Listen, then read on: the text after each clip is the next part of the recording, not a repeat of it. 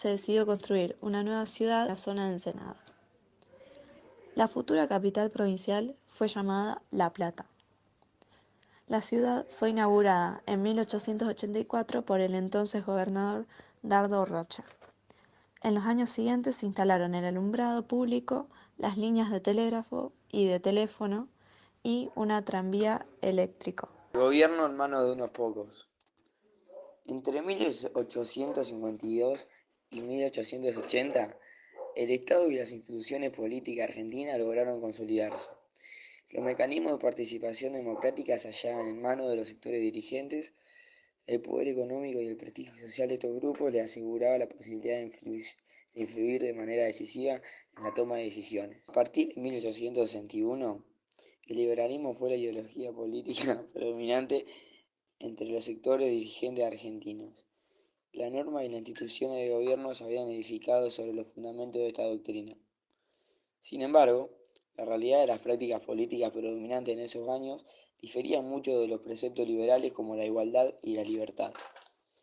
A su vez, la consolidación del Estado no había sido acompañada de una construcción democrática, que estuviera basada en una participación popular sin restricciones. En el plano institucional, las élites controlaban todos los resortes de la política y dominaban el acceso a los cargos políticos.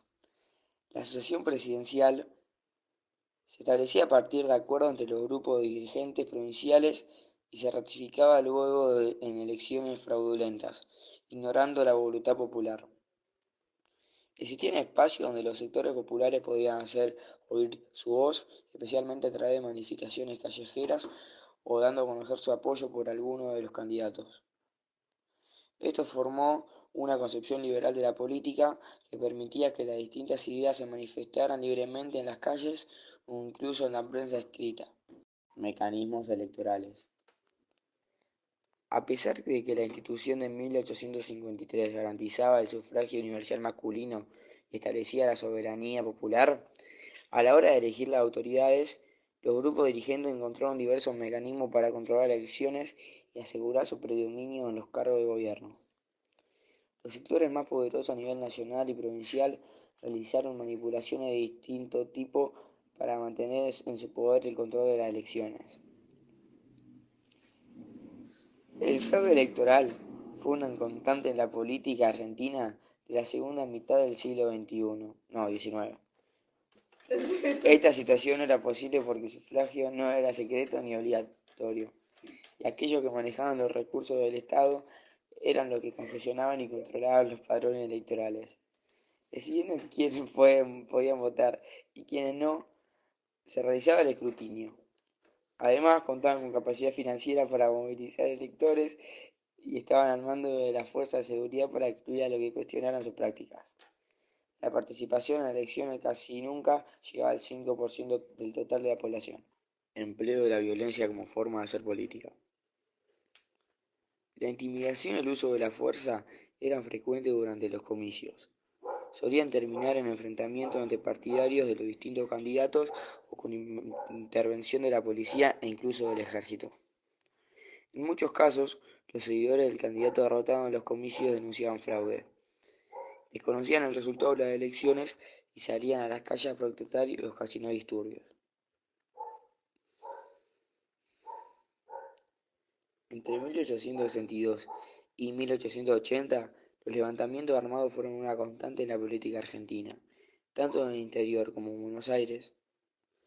Hasta comienzos de la década de 1870, fueron habituales las rebeliones de los caudillos federales, que rechazaban la política porteñista de los presidentes Mitre y Sarmiento.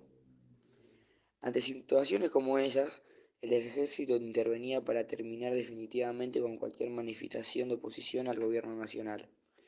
Pero también el propio Mitre se levantó en armas contra el resultado de las elecciones presidenciales de 1874, a las que consideraba fraudulentas.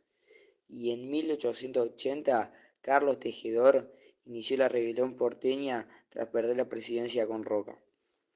Estos levantamientos fueron derrotados y con la supresión de las milicias porteñas en 1880, el Estado argentino logró derrotar definitivamente a los sectores provinciales que cuestionaban su monopolio de la violencia legítima, opinión pública y prensa escrita. En esta etapa la política fue más un tema de élites que de masas. Los grupos dirigentes necesitaban encontrar formas de legitimar su posición frente a los gobernados.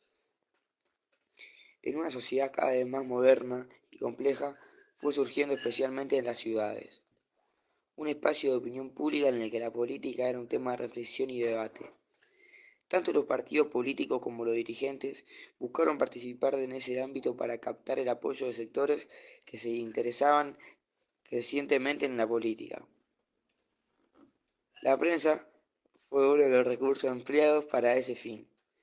Surgieron numerosos periódicos en los que se manifestaban las opiniones políticas de los sectores dirigentes, quienes buscaban intervenir en el espacio público formando opinión. Uno de los ejemplos más destacados es el Diario de la Nación, fundado por Bartolomé Mitre en 1870, que expresaba la voz del liberalismo argentino.